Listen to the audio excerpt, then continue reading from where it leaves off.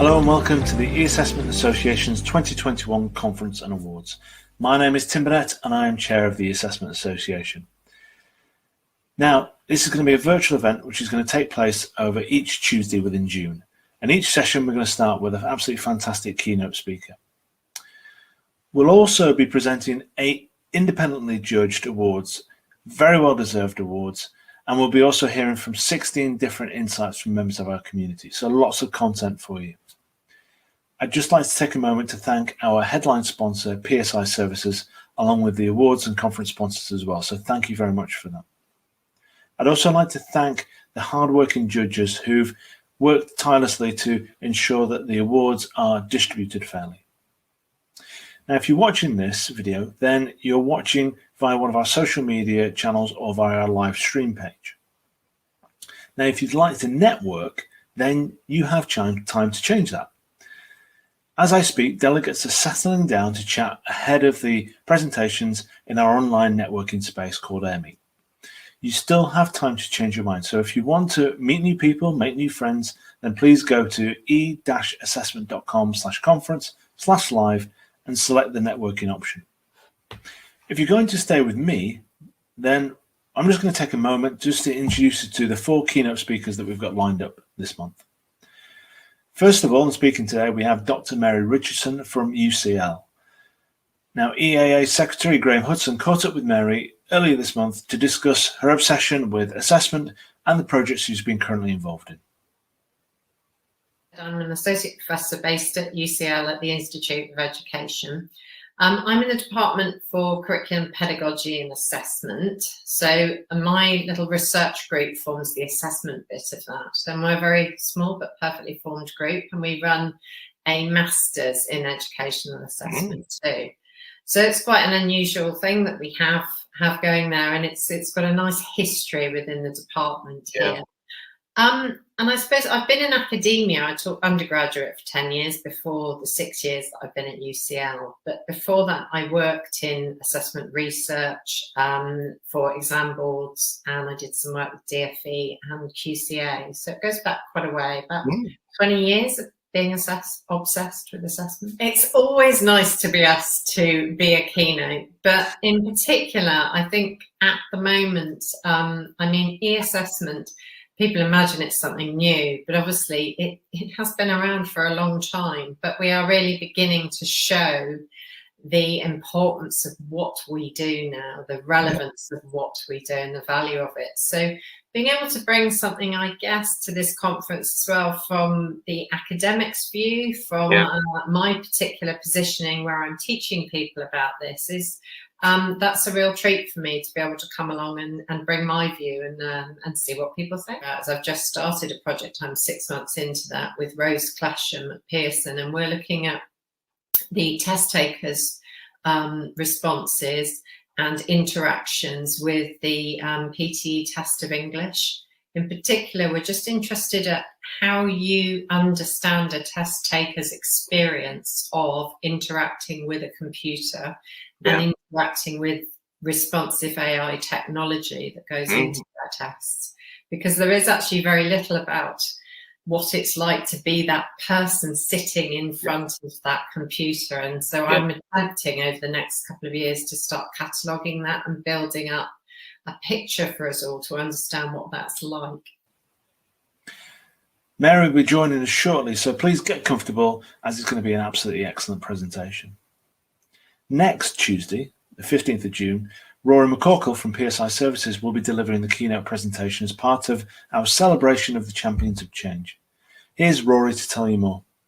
Hello, I'm Dr. Rory McCorkle, PSI Services Senior Vice President of Business Development and Client Success.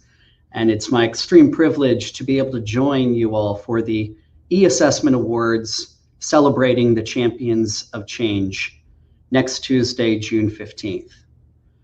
Very excited to join you all to talk about everything that the past year and almost year and a half of a pandemic has really initiated in terms of change in the e-assessment space.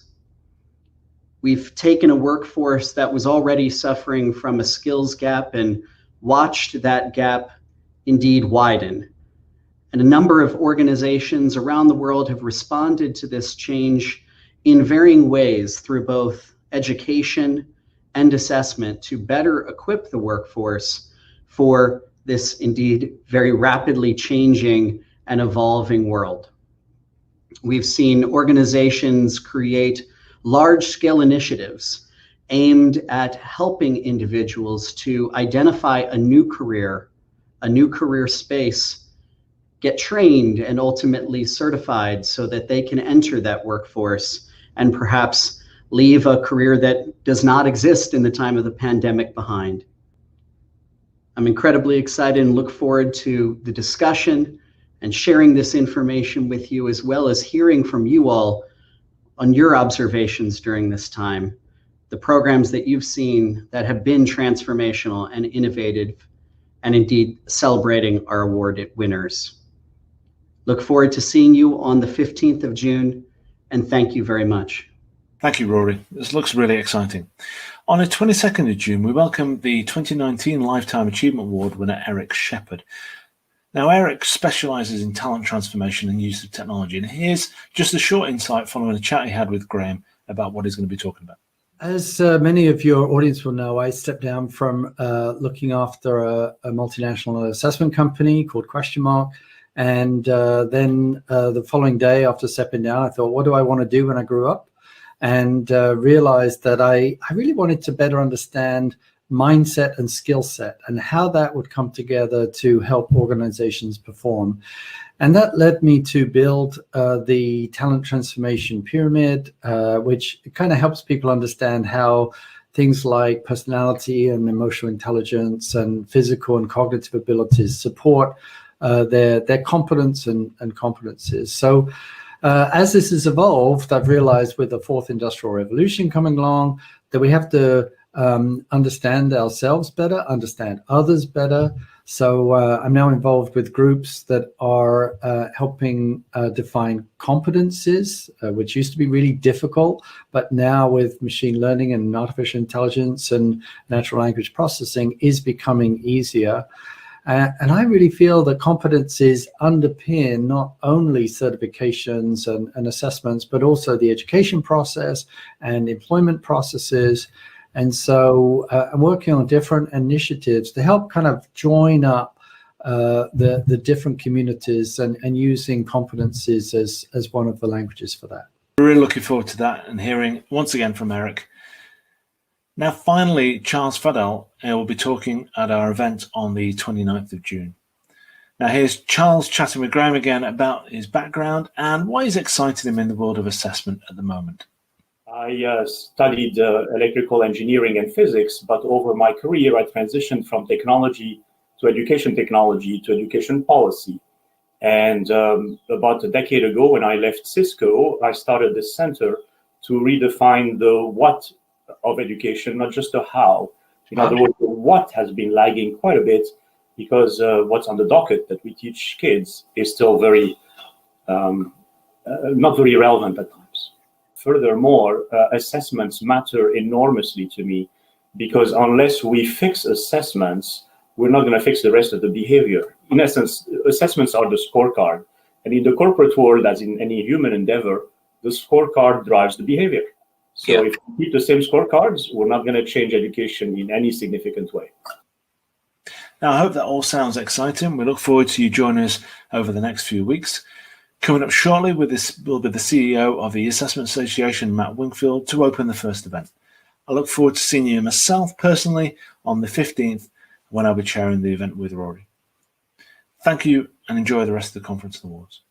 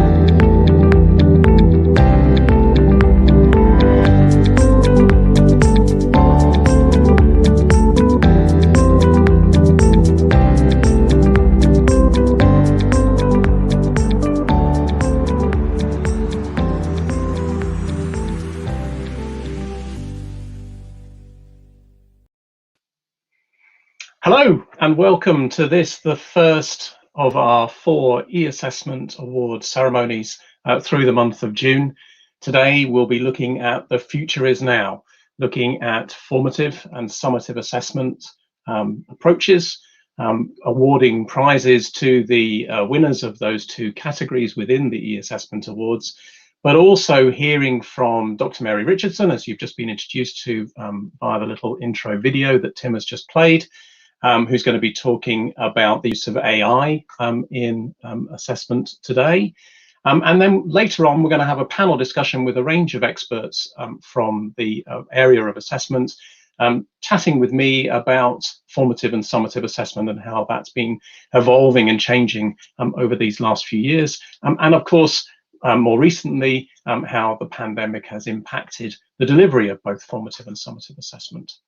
For those of you who don't know me, my name's Matt Wingfield. I'm CEO of the e-Assessment Association. I also work as a freelance consultant within the e-assessment space. For those of you who aren't aware of the e-Assessment Association, who run and organise the awards and the conference as well, we are a professional membership body focused entirely on promoting and propagating better understanding of the use of technology to support the assessment process.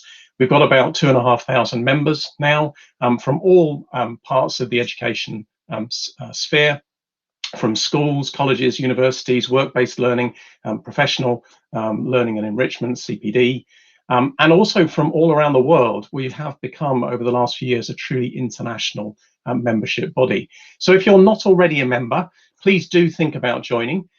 It's completely free to join as an individual member. Just go to e-assessment.com and there's a little sign up button on the page there where you can become a member and receive the latest news about what's happening in the sector. I should also mention that the association is very grateful for the support of all of our sponsors, our commercial sponsors. We've got about 23 of those now who fund the activity that we're able to deliver to our members. So that's a little bit about the association who underpin the delivery of these awards and the conference. Let's just quickly move on to talk about the programme for today, so you can see what's coming up. And hopefully we'll have a little graphic in a minute on the screen. So today's, as mentioned, today's session is looking at the future of The Future Is Now. We're going to have very shortly a keynote presentation from Dr. Mary Richardson, who's Associate Professor for Educational Assessment at UCL within the Institute of Education. That will be followed by a little Q&A session with Mary, just to pick up on any questions that you've got for Mary following her presentation. We'll then move into the awards portion of the event. We'll first focus on the Best Formative Assessment Project Award, and we'll have the winner of that category announced. We're then going to take a short break. So for those of you who haven't used the AirMeet networking area as yet, there's an opportunity to do that after the Formative Assessment Project Award. When we come back from that, we'll focus on the Best Summative Assessment Project category and announce the winner from that. And then we'll move into a 30-minute panel discussion with a range of speakers who I'll introduce at the time, who will be happy to take questions from you around the topics of formative and summative assessment. And hopefully we'll find that a really engaging and useful discussion.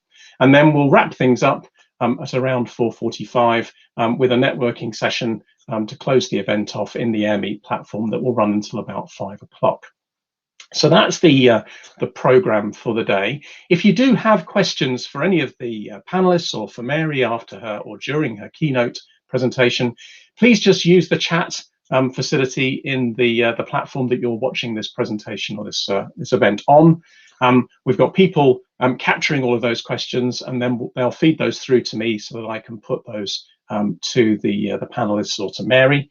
If you are using social media and you want to tell people about what's going on in the conference today, then please do remember to use the hashtag for the conference, which is hashtag EAAConf21. That's EAAConf21. So without further ado, I'd like to move on to our first keynote presentation. from Dr. Mary Richardson. As I say, she's Associate Professor of Education within the assessment space at UCL and the Institute of Education. Mary's had quite a long and distinguished career, and as she described herself in the little intro video that we've just watched, as being obsessed with assessment for over 20 years. She's been at UCL for 6 of those 20 years, and before that spent 10 years at the University of Roehampton teaching undergraduate trainee teachers around the art of teaching and assessment. So lots and lots of experience to lean on in sharing some thoughts with us today around how technology-enabled assessment is playing out in today's world, and with a particular focus on artificial intelligence. So Mary, over to you. Thank you very much, and very much looking forward to hearing your keynote presentation. It's great. Thank you so much, Matt. And thanks very much to the association for inviting me to speak this afternoon. So I've had my sort of formal introduction, but I would just like to obviously say that what I do at UCL is lead an MA in assessment, and that runs each year, and we have students come from all over the world, not just teachers, but other people who are interested in assessment, policymakers, etc.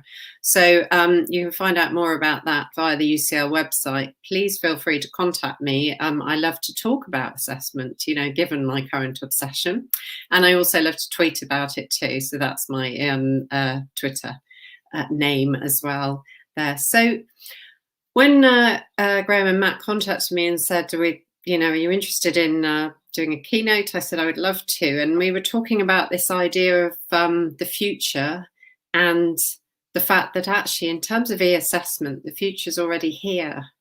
I think e-assessment's a fascinating area of assessment, and I'm really interested in all sorts of things to do with assessment. I will say from the get-go that today's session, I'm going to cover 2 things really. I'm going to cover this notion of e-assessment and some work that I've just started doing looking at artificial intelligence and how we respond in a human way to that. But I'm also partly a philosopher of education now as well, and I'm really interested in how people feel confident or not in assessment.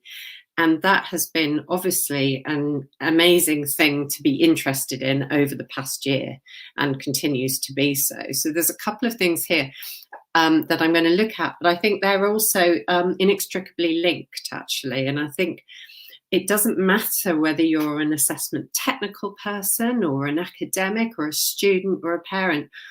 The most important thing is that we all keep discussing these issues and remembering that we all have a part to play in the healthy development of a really good assessment culture in schools, in colleges, universities. It doesn't matter where assessment goes on.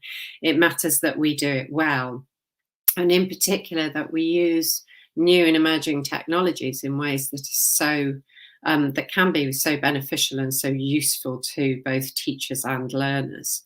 I've got Tim in the background doing my slides. So if we could go to slide 2, please, Tim, that would be lovely. Thank you. So one of the things, being a philosopher as well, that I'm interested in is looking at the logical or not nature of arguments. And something that I think is very interesting in terms of assessment, and I noticed that one of the other speakers mentioned that in his film. He talked about thinking about the what. And I think that's so important, because what surrounds a lot of assessment, particularly in public discourses, are what I call kind of mythologies. And I'm never quite sure where these have come from, but they build up. And I'm sure all of you recognize some of these. You hear people saying technologies are going to personalize and revolutionize education. But then also, conversely, you hear the naysayers saying, well, you know, e-assessment's far too new for us to trust. And of course, you know, we know different. Or AI technology means I'm relinquishing all control over my data. And also this notion that something that is technologically different, because the pace of change can be so fast in terms of technological developments, and things can subsume each other really quickly, people often might dismiss things as faddish or unreliable, and they're cautious about them. And these things, if we come back to each of them, I think are really important to think about. So the first one, in terms of yes, we might be able to personalise and revolutionise education using technology. And we certainly can, in many respects, reach out to a lot more people, particularly with assessment. And particularly, for example, with the work that I've started to do recently with Pearson, looking at their PT Academic, which is an international test of English. Indeed, it will, once it can be opened up to an even broader market than they're already in, it will be the kind of thing that could revolutionise how people take language tests for access to higher education, to further education, even for citizenship going forward. And not just having to go to a test centre and take a test, that they could take it on their phone. They could access it at a localised centre. And those kind of things are really helpful. Then we come to the myths around the fact that things are new and untrustworthy. And of course, we all know in the business of e-assessment, it's not actually very new. Some of you may remember some 20 years ago an internet-based test called World Class Tests. I actually helped do some of the very first research on that project with children, where I did observations and what we call Think Aloud protocol work, observing children test taking on screen. That's 20 years ago. And what I suppose surprises me more than anything at the moment is actually how slow in England the education system has been to, encourage and welcome changes into the system. And I think we've been, in many respects, very, very cautious, or even far too cautious in that regard. But I also think that links to this idea of suspicion, which is the third point, about people talking about a loss of control and a fear that somehow the mutant algorithm, as Prime Minister Johnson called it last year, trying to give some kind of humanistic, entity to what was basically a mathematical model, that whilst none of us would disagree that it was an unfair modelling of the data, it was a model. It had no AI technology in it. The fact that people are afraid to share data in this way and are afraid that AI assessment might look at them in a different way or impact them adversely is also very odd. When friends say to me, "Oh, I'm not sure about that, I don't like the idea of being observed," I always say, "Well, you've got one of these, haven't you? And you've got, like, if you're like me and you like running, you've got one of these, haven't you? Well, hang on, these things all collect lots of data about me. So why are you worried about, your data being collected for one thing and not another?" It's an interesting kind of logical or illogical argument anyway. And then this idea of faddishness too, thinking about what we do and don't want from our education system too, and from our assessment systems too, I think is also really important. Because I think there are also there's a lot of old-fashioned talk, as I call it, going on out there of people who are, will be gripping to grim death their pencil and paper and saying, "You must sit an exam in a hot exam hall. This is how it's always been." Well, actually, it doesn't have to be like that. We know that from a teaching and learning perspective, that's not the best way to assess pupils for everything. It's a good way for some things, but not for everything. And I think this is all part of busting these myths and working forward to think about what we trust, what could be more true about education, and particularly assessment. And in doing that, the more we explore these things, the more we talk about them, the more we can improve public confidence in them. So the things go hand in hand. So if we come on to the next slide, please. Because I really like this quotation. I don't know if you've heard of Anthony Seldon. If you haven't, can look him up. He's quite an extraordinary, I would say, polymath. He used to be the director of Wellington College. He's now Pro-Vice-Chancellor of Buckinghamshire Private University in England. He's absolutely prolific. I'm not sure he ever sleeps because he's written so many books. But a book he wrote on new technology in education is very interesting. And I think, I think my criticism of that is the fact that he talks about technology becoming cheaper. It will become available to everybody. It will enable an individual approach to education for all children. And ultimately, constantly analysing pupil performance in this way, using technology in this way, will make exams redundant. I think that's a bit too big a leap in terms of what our expectations are as teachers and also for learners. The one thing that COVID has shown us, and this is replicated internationally, is that there is a deeply unfair distribution of technological resources worldwide. And even in this country, we still see it, the haves, the have-nots, in terms of who has access to enough technology to support them, who has enough access to good quality internet, sustained connections. And we saw this all through last year. Students trying to revise at home using a single mobile phone to try and do all of their schoolwork in a home where maybe mum or dad was also reliant on that one piece of technology to try and do some work. That is disadvantage at its absolute worst. And in terms of an example, it's the best kind of example.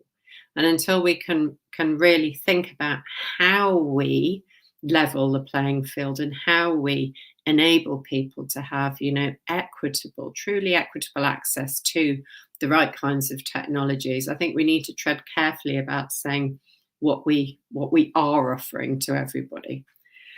So the next slide, please.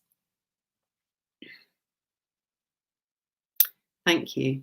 Because I say this to be cautious, because our assessment has to do a lot and it has to put up with a lot.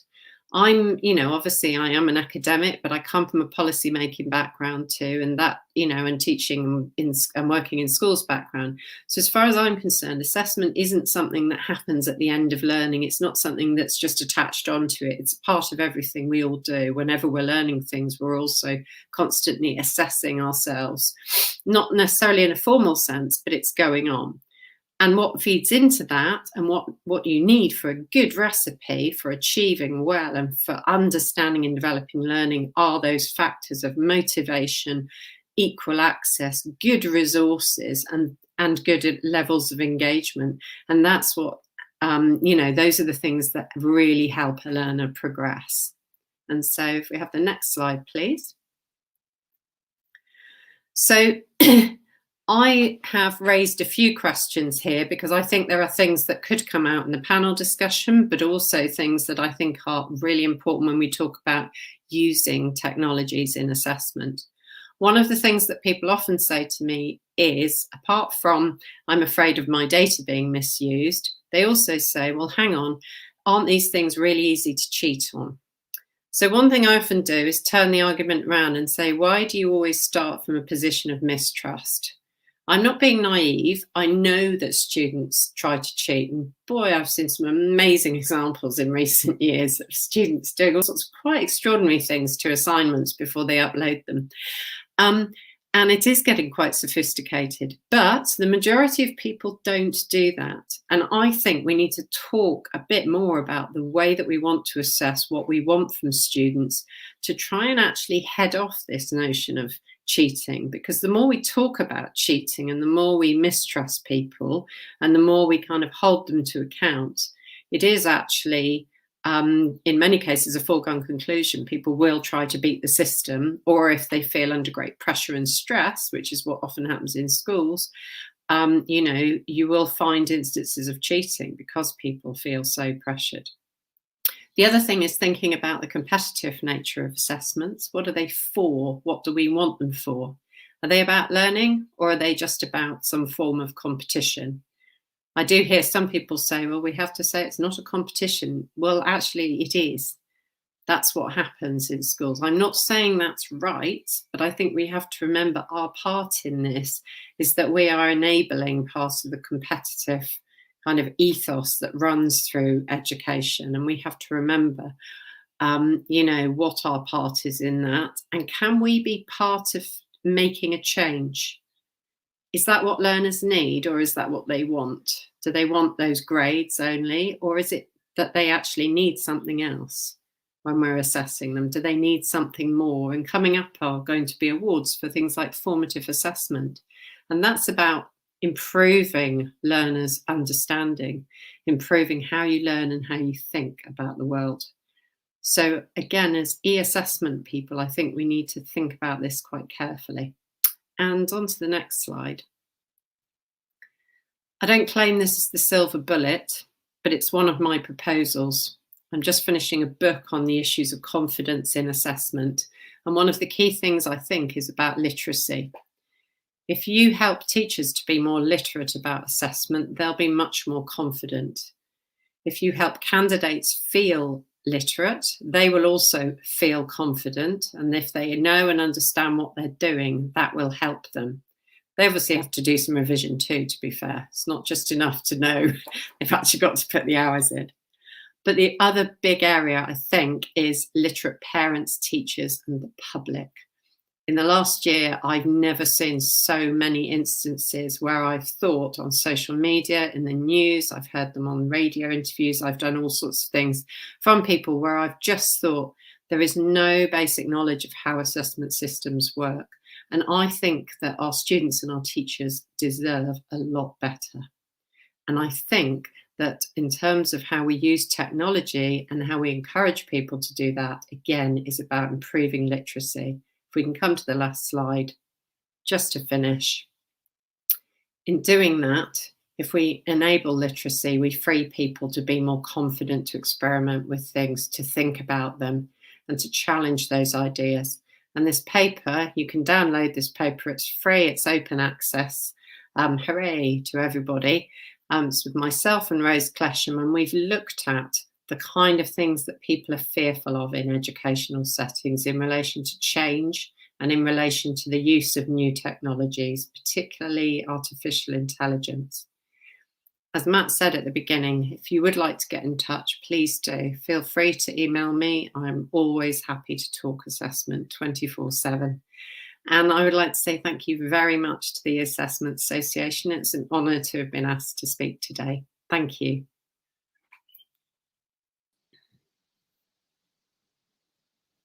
Mary, that was great. Thank you very much for sharing that insight and your thoughts on all of that with us. And I think it's interesting when you think about some of the things that you touched on there around cheating, around managing expectations. So you made a point about what learners need rather than what learners want. I think that's interesting too. And managing that whole expectation process all the way across the stakeholder base, because I think if you think back to what happened here in the UK, at least last year when we were battling with the pandemic, a lot of the mistrust that arose in the approaches that the government decided to take in the end were partly because people didn't understand what they were trying to achieve with those approaches. And I wonder whether or not there's we're talking about increasing confidence in the use of technology within assessment, but I also wonder whether there's part of it about people understanding the role that technology can take, because I think often people rush to make assumptions that says this technology is going to replace me, it's going to get rid of my job as an assessor or as a teacher. But actually, if they understood the process and took time to understand the literacy of it, maybe they wouldn't feel that way. And I wondered whether you had thoughts around how we tackle that as a sector in terms of trying to overcome those fears around people's understanding of what technology is trying to do. Yeah, I think this is a really big thing, actually, Matt. I think you're absolutely right. I think often schools, and if I start with an example from my own area, I did some work a few years ago in UCL, just interviewing tutors about bringing in e-marking systems and also some more electronic assessments. And one of the first things I came up against were lots and lots of tutors going, well, they can just make me redundant then, can't they? And I was like, well, no, because you have the expert knowledge in chemistry or history or whatever it might be. We can't replicate that. What this is going to do actually in certain assessments is take some of the real donkey work and really boring work, because quite frankly marking is very dull, take some of that away from you so that you can spend more time on the types of assessment that are actually enriching somebody's learning even more. and then combining that assessment outcome from the test that's used the technology, etc., and then the other enriched assessment, that you've done perhaps formatively in a classroom or whatever, to create something that's actually an even better learning experience. But I think it's going to take quite a long time, and I think one of the issues is that we have in this country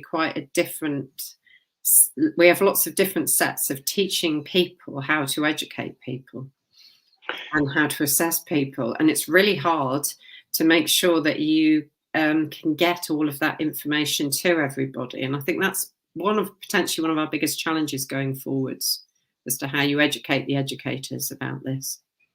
Yeah, and actually, we've had a couple of comments in the chat area. Chris Ryan, who's Pro Vice Chancellor at Monash University in Australia, agreeing with what you're talking about there, and asking a very similar question about how we get academics to start to embrace a change in assessment process and overcome some of those repetitive approaches.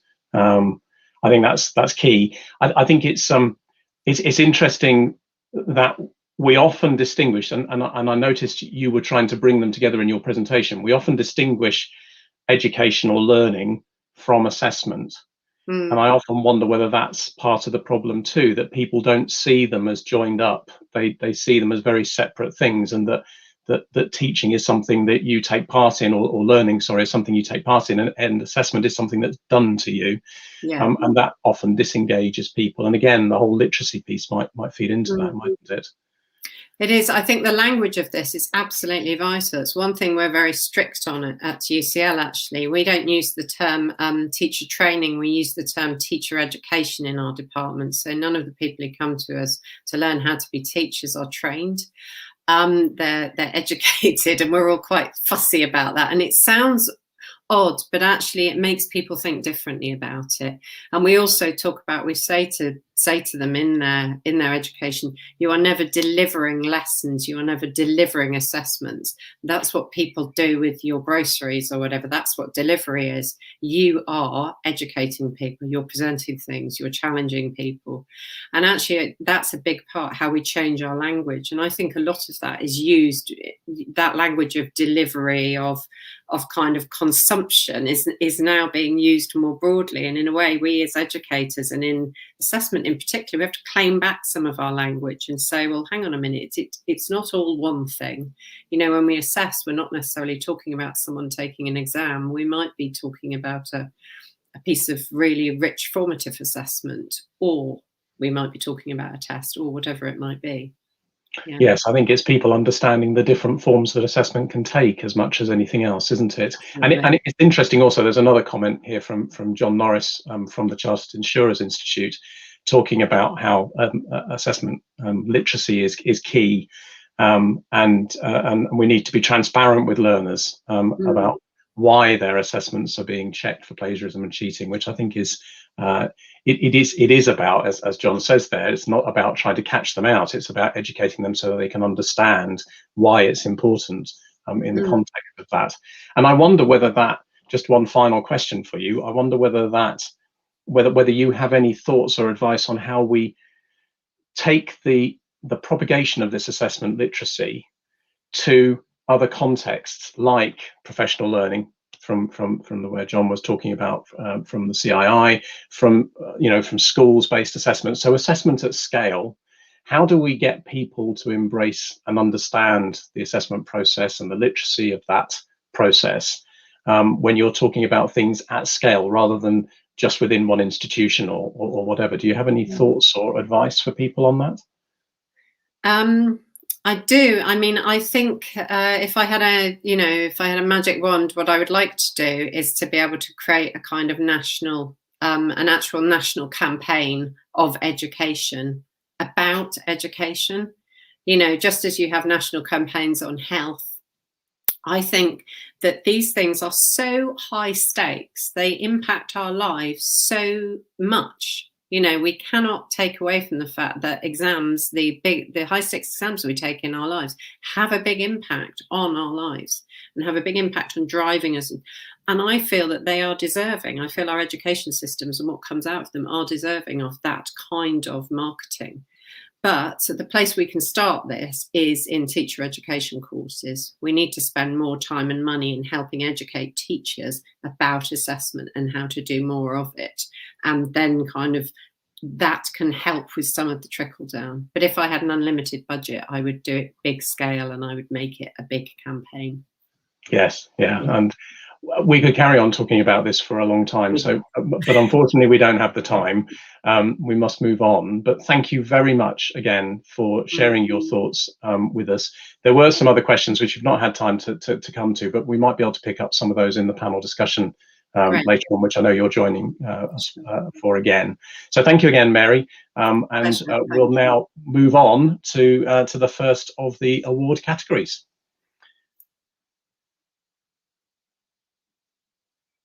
So, as I mentioned, we're moving on to the first of the award categories, looking at the initially at the best formative assessment project category, an area that's very close to my heart. As I gave a hint there, I think part of the problem sometimes is we distinguish learning and assessment too much, and formative assessment is a really good example of how if things are working properly and learning and assessment are working in harmony, you can deliver great results.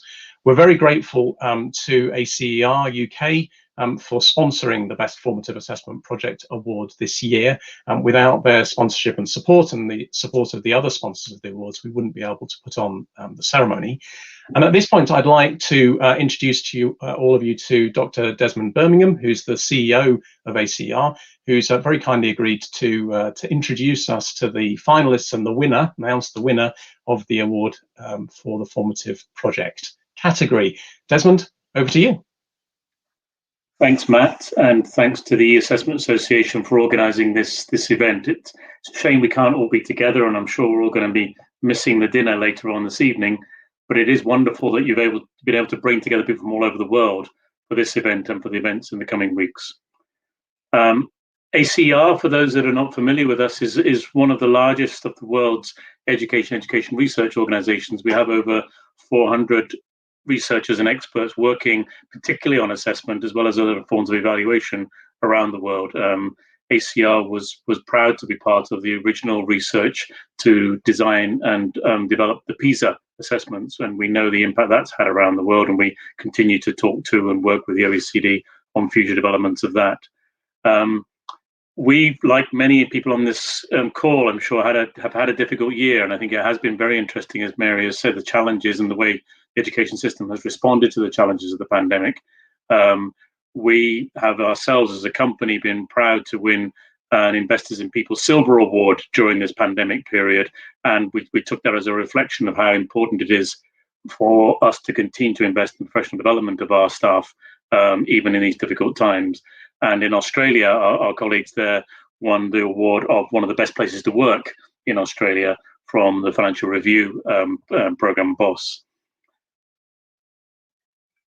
The key that we feel about assessments, and that we've demonstrated, I think, in our main work in the UK, is that it does contribute to learning. And we've been proud over the past nearly 5 years now to have worked with the Scottish Government to develop and deliver the Scottish National Standardised Assessments. And this, as many people will know, is a fully digitised assessment.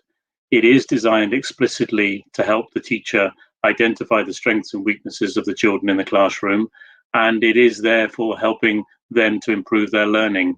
Our colleagues in Scotland are very clear and very glad that it is not like the SATs in England, and therefore is not a part of an accountability system, is not there to undermine, it's there to support teacher professional judgment, and it cannot be used to help people create school league tables. So for me, I think we have a very good model very nearby in Scotland of how good formative assessment delivered digitally can actually help improve learning in the classroom.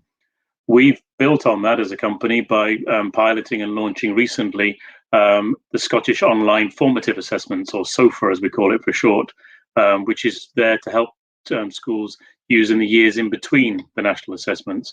We've had very positive response to that, and in particular we've had positive response both to the national assessments and to the formative, the SOFA assessment, after the pandemic and after schools have reopened. And what's encouraging is that teachers are clearly seeing these assessments as valuable tools to identify where the children are when they come back after this long period of being away from school. Turning now to the awards, and it's been a pleasure and we're proud to have been able to sponsor the Formative Assessment Project Award this year. Perhaps no surprise, there's been a higher number of entries than ever, and that there have been numerous companies that have been innovating and rising to the challenge in different ways that have been posed by the pandemic. The 4 finalists, I want to give credit to all 4 of them, and the panelists wanted me to just summarize the strengths as they saw them. The first finalist was Prodigy, who developed the world's first assessments through Minecraft in their Coding in Minecraft computer science curriculum program, developing formative skills and using assessment and credentialing programs using the Minecraft tool. The program engages young people and diverse learners from middle grades in the US Key Stage and in the equivalent to Key Stage 2 and 4 in the UK. It uses game-based learning in a very exciting way that actually engages the young people, helps them learn, and actually creates the assessment without them even knowing they're being assessed. That was one of the comments that was made in the presentation.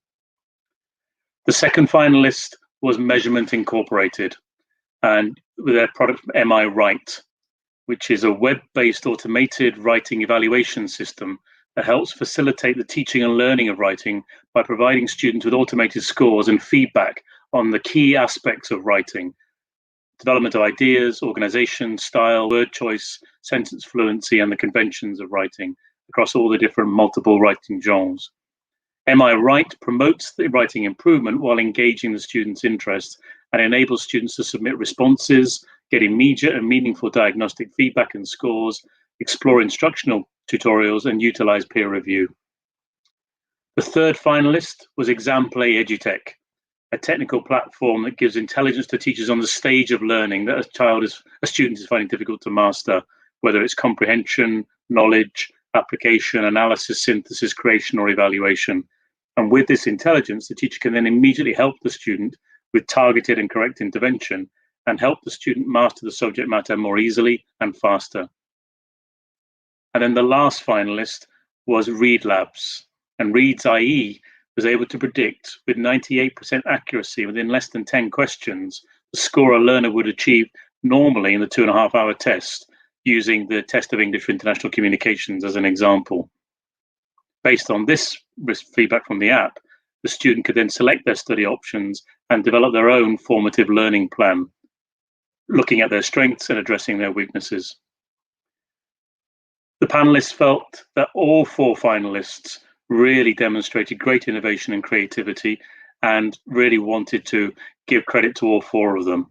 However, there could only be one winner, and the winner this year of the eAssessment's Best Formative Assessment Project goes to Prodigy. The panel felt that Prodigy excelled in all areas of their submission, and they were excited about the robustness of the project they presented. The innovative use of technology to assess pupils formatively across the country and across the world was impressive, and they felt they were really passionate as a company about what they were doing. They particularly liked the equality of access and their support for their users, and they answered all the questions around accessibility really well. It was clear that standards they were using were adaptive across all the different contexts. Many congratulations to Prodigy.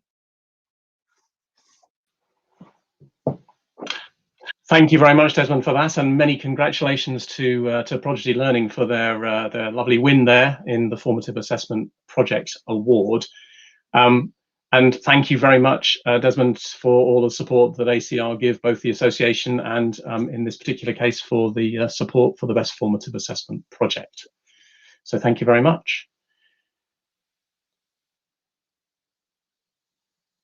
So we're now going to give you an opportunity to have a bit of a break in between the 2 award category presentations. We're going to break for 10 minutes. So if you could aim to be back at 4 o'clock precisely. If you're in the AirMeet platform where the networking is taking place, the platform will bring you automatically back to the show. But if you are going to step away from us for a minute to have a break, please do make sure you're back at at 4 o'clock so that we can start promptly with the Summative Award presentation. So we look forward to seeing you then. For those of you who just want to sit and relax at your desks for a minute, we're going to play a short video now that's going to look back at the highlights of the Formative Assessment Award from last year.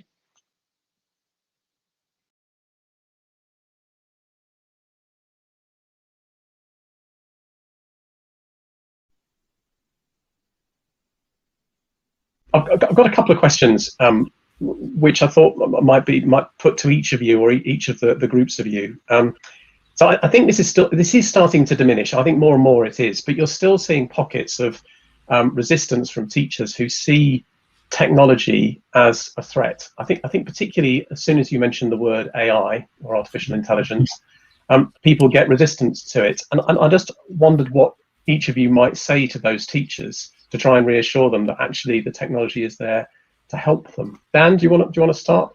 Yeah, I'm totally resonates. Look into the eyes of a teacher, and there's loads here, including you, Matt, of course.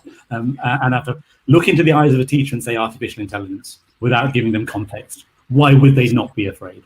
And it's scary without context, without experience. I think it's all about making sure whatever technology you put in front of the teacher, they see it as enabling. If they don't, you're not doing your job, or your technology doesn't do it.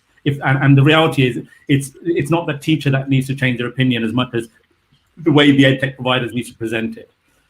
You know, it's going to be tough, and this is over the ages. Whichever technology, you can go back 500 years. It's the same issue with lots of technology adoption. You know, you will get the best technology adoption when the teachers talk to other teachers. Teachers will listen to other teachers, and those role models in the industry, those teaching professionals which are looked upon as the kind of those who are breaking barriers, those are the ones which actually will make the difference. So in our experience, you talk to the largest multi-academy trusts, those institutions that have the great academic leaders, they will get there. But be aware, sometimes it doesn't work. Sometimes EdTech is not the right solution, and people just as well need to accept sometimes that's not the right way to go anyway. Yeah, no, agreed. Thank you, Dan. Andy, Fiona, thoughts on you from the Welsh schools in particular and their reception to the technology approach to assessment? Yeah, I would strongly echo what Dan has just said. I think there's a really strong element of hearts and minds going into any adoption of EdTech. We had a pretty tough job. I remember at the start of the Welsh project going down to Cardiff for project inception and teachers being involved and just shaking their heads and saying, this ain't going to work. You're not going to be able to persuade people to do this. So while I focused in the presentation earlier on a lot of the technical and logistical elements, there's a massive existential element to it. Mm-hmm. And I completely empathize as a former teacher with people who have got an awful lot going on in their jobs and see it as an imposition. That's why we were very keen for it not to be a fait accompli. We're very keen to take people with us and say, look, this is going to make things better. This is going to make your lives and jobs easier. And so I think there's a huge element there on how you present whatever it is you're doing, even if in reality you are imposing it. It's the presentation. It is the presentation, yeah, no, indeed. Fiona, anything to add to that? I think one thing that was really important was the fact that all this was automatic. So the previous paper assessments were teacher marked. So obviously that did take up a lot of time, and the new assessments are all done automatically. So I think it's really important that the technology is there not to sort of muscle in, but to support the teaching and the pedagogy, which was important for us because, you know, these are formative assessments. They're about pointing out to the learners and to the teachers what they need to be working on, and the assessments are just there to help the teachers do their job better and to make it easier for them. It's not about, you know, replacing anything. So no, thank you for that. And after, I guess if you go for a teaching job at Bolton College, you know what you're getting yourself into. But there must be some teachers who are still sceptical about it, and perhaps in surrounding colleges where they're not so pro. What would you say to them? My biggest piece of advice would be don't try to sell the technology. Start with the problem. All the teachers and the support teams around the campus have day-to-day problems that they have struggled addressing. So we'll say, can we help you address that particular problem? So for instance, the exams office and the teachers said that during exam season, students always have troubles remembering where they need to go, when the exam is, and so on and so forth. And the ADA service now at the college takes that pain away from the exams office and the teachers, because it delivers the timely information to all the students via SMS, nudges on the homepage.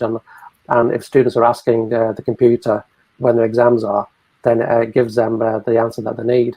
So the exams officer said, you've suddenly taken away half our workload and pain and pressure and problems during the exam season. And the teachers have also said that all the Q&As, all the questions that they had, saying, where's my exam, where do I need to go to? Teachers have a quieter time before the exam period as well now, because the students are kept up to date. So when we always ask the teachers, what is your problems that you have? And can we use technology to assist you and to reduce the level of pressure that you have as a teacher on a day-by-day basis? And then once you can demonstrate that it takes away these pressures, makes your life as a teacher easier, and it also improves the outcomes for your students, and they get a better time and experience at the college, then we win friends over. And you see conversations around the campus where teachers will say, oh, you should use First Pass or you should use ADA, so that they sell it on our behalf. So that's the way I see it. Look at problem, ask teachers what the problems are and address those, and then you win hearts and minds over. Brilliant. No, thank you. I think you're all resonating around that. Sell the problem, sell the solution that the technology can bring to support the teacher. And it does often strike me that artificial intelligence in its own right as a phrase is quite combative from a teacher's perspective. And I always talk about AI being augmented intelligence rather than artificial intelligence, because it's there to support rather than. And we don't use the word AI at the college at all. No. We use computer-mediated technology. That's our phrase. So it mediates between you as a student and teacher as well. So how can computers help you out? So we stay away from AI altogether because it does scare, and also AI means different things to different people. Whereas if you say, how's a computer going to address this problem, and you can show it to me, that's fine. They can understand that language. Brilliant, thank you.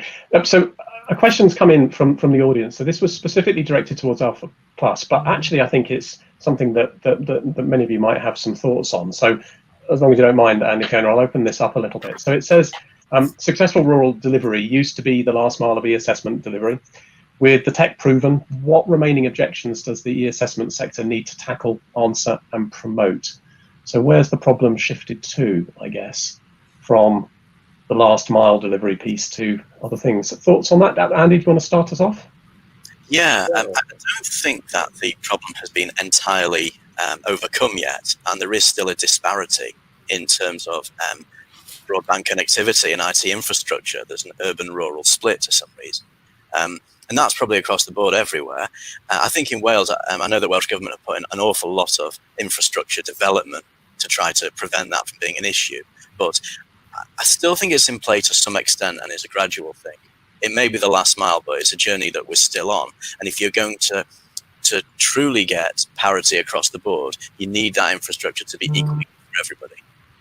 Okay, thank you for that. Fiona, any further thoughts on that?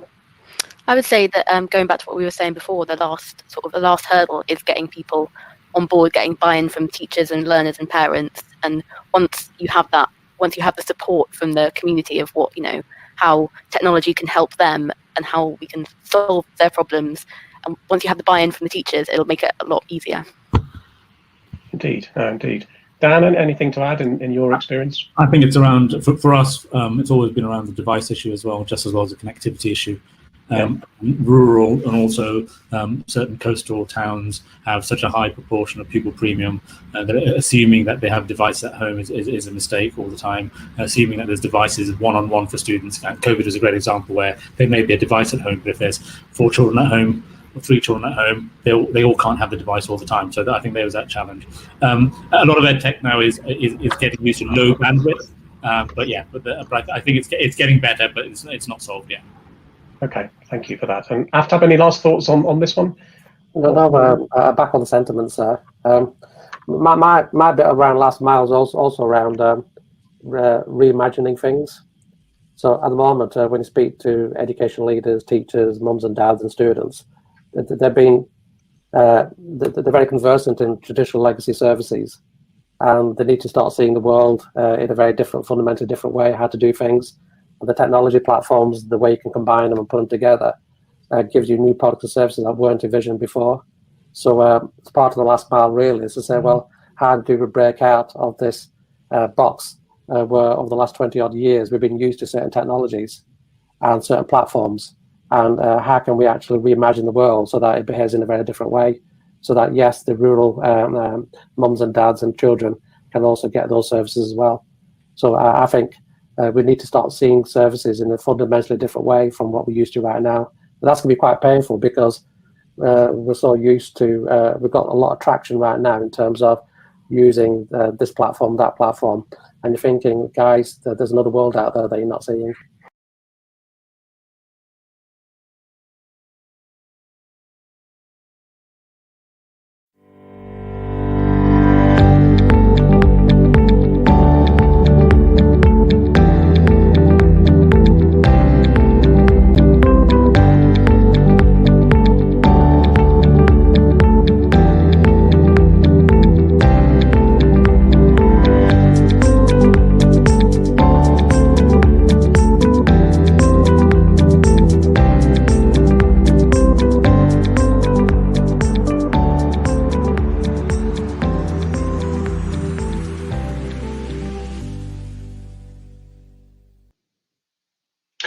Welcome back. I hope you enjoyed either watching that short video about last year's formative assessment category finalists or networking in the AirMeet platform. For those of you who were watching the video, I was slightly shocked to see that my decor behind me was more or less the same, although those perceptive amongst you will have noticed that the pictures have changed, and that the houseplant has done less well in the last 12 months, which is slightly embarrassing.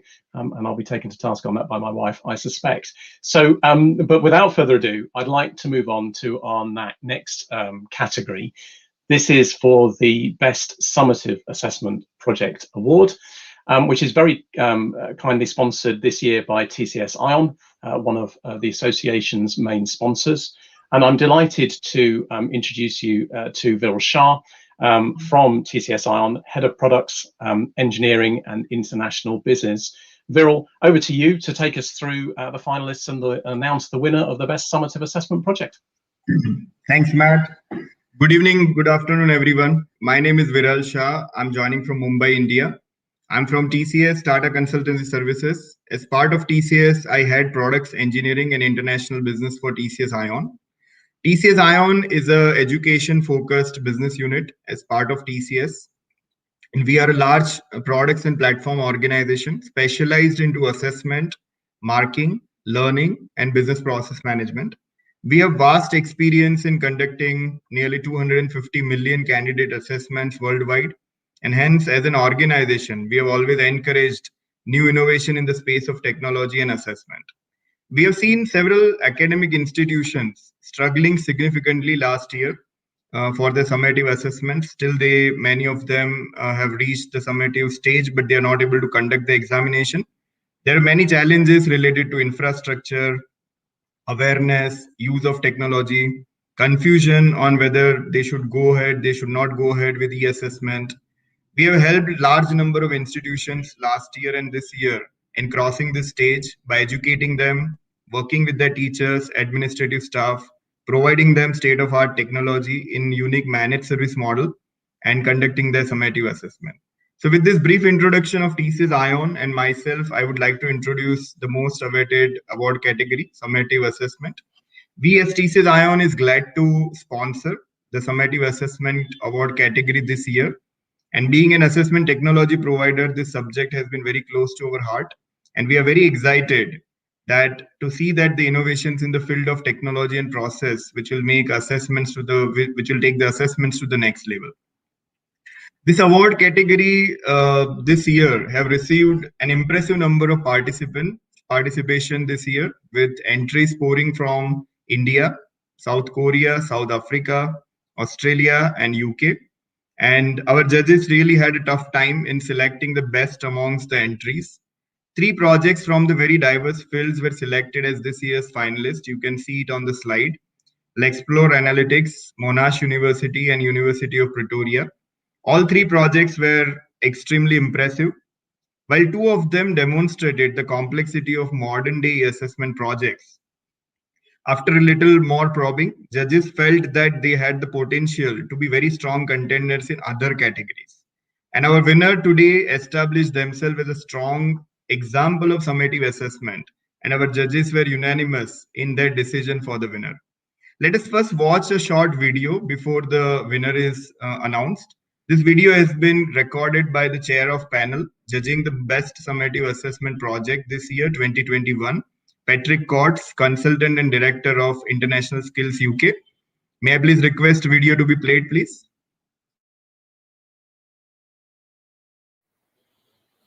Good morning.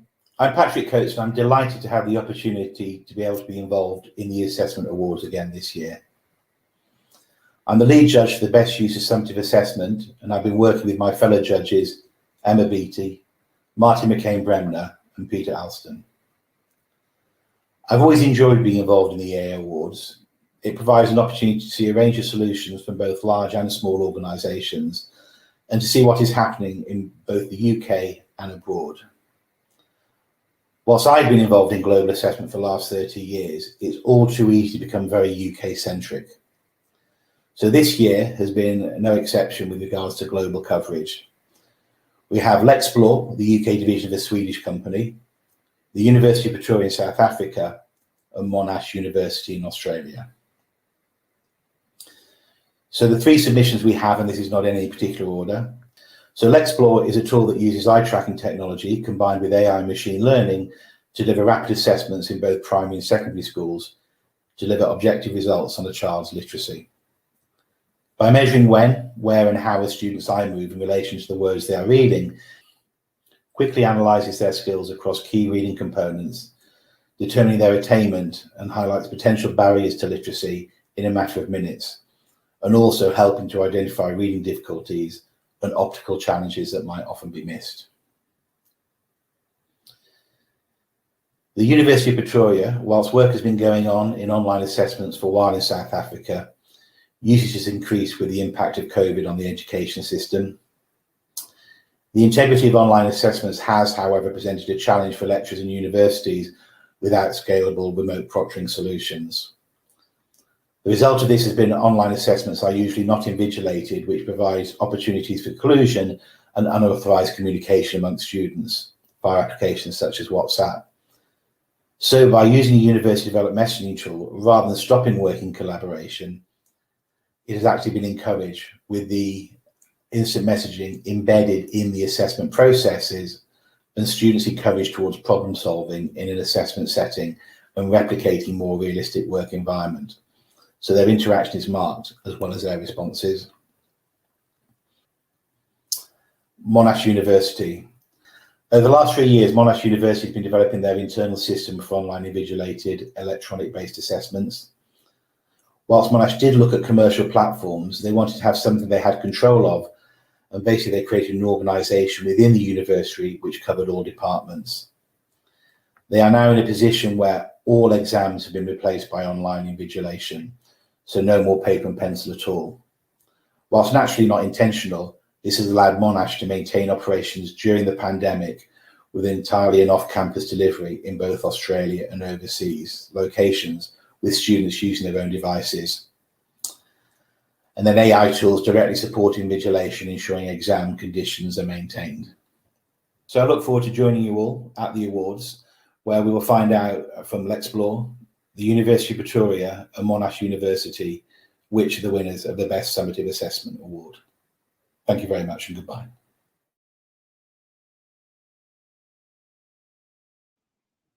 Perfect. So the moment is here now to announce the winner of the Best Summative Assessment Project 2021.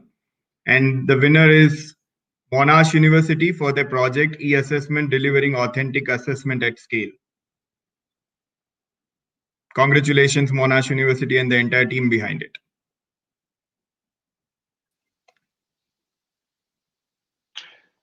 Fantastic. Thank you very much, Viral. Thank you very much, TCS ION, for supporting the awards and the continued support you give the association. And many congratulations to Monash University for their win in this category. That's wonderful news, which I'm sure will be resonating loudly in Australia at the moment. Thanks again, Viral. Thank you. So there you go, our 2 award winners announced for formative and for summative assessment. But please don't leave us at this point. We've got more really interesting conversation and debate for you. Coming up right now is a panel discussion session where we're going to be looking at exploring this whole topic of the future is now around formative and summative assessments. We've got a great lineup of panelists to speak to you. We've got Dr. Mary Richardson joining us again, having delivered her keynote earlier on. Jeremy Carter was one of the judges in the formative category and is a consultant and founder of EdTech, Advanced EdTech. We've got Pat Coates, who you just saw in that short video, also as a judge of the Summative Award category, an independent consultant as well, and director of International Skills UK, and also a member of the EAA board. Helen Claydon, who's head of test development and a senior research fellow at ACER UK, joins us representing the sponsors of the best formative assessment category. And finally, but by no means least, Viral Shah, who you've just heard from, head of products engineering and international business at TCS Ion, the sponsors of the best summative assessment project. So thank you all very much for joining us. Thank you for staying with us, Mary, for this part of the session. Viral, thank you very much for staying up. I know it's getting late there at your end. I guess it's getting on for sort of 8:30, 8:45. So thank you for staying with us for this session. And I thought it would be nice just to explore a couple of the things that have come up in the discussions so far and around the whole topic of formative and summative assessment and that whole piece around the future is here already and how we move forward. And I wanted to pick up a little bit on artificial intelligence first. We've got increasing focus around AI in e-assessment. I wondered whether you thought that was a good thing, firstly, and if so, what you see as the main benefits of using AI, and I guess conversely, the challenges of using AI within assessment contexts. Who'd like to go first? Mary, do you want to just pick up on that, leading on from your earlier presentation? Certainly, yeah. I think, I suppose one of the things that seems good for now, for want of a better word, about using AI is that there are obviously, certain things you can start to train computers to do, and that's something we're looking at how that is happening with these tests of English. So in terms of particularly things such as computer adaptive testing, and also training computers to listen and respond, which is what's happening in a lot of language testing settings. So being able to really fine tune the technologies now to help, help in those scenarios where in the past it would have involved a lot of human beings and a lot of people time.